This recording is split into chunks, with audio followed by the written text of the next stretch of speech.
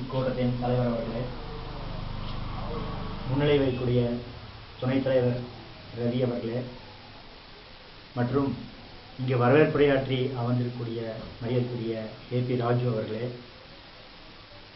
இங்கு அனைத்து ஏற்பாடுகளையும் சிறப்பாக செய்து நமக்கு ஒரு உன்னதமான ஒரு நல்ல ஒரு சௌகரியத்தை ஏற்படுத்தி கொடுத்த நமது அமைப்பின் பொருளாளர் பாலமுருகன் அவர்களே, உங்கள் அனைவருக்கும் நான் சார்ந்துள்ள நுகர்வோர் பாதுகாப்பு மற்றும் சாலை பாதுகாப்பு சங்கம் தமிழ்நாட்டின் சார்பாக முதற்கண் வணக்கத்தை தெரிவித்துக் கொள்கிறேன்.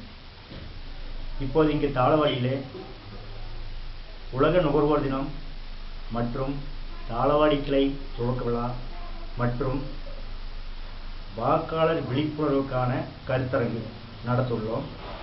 இப்போ நடந்து கொண்டிருக்கிறது.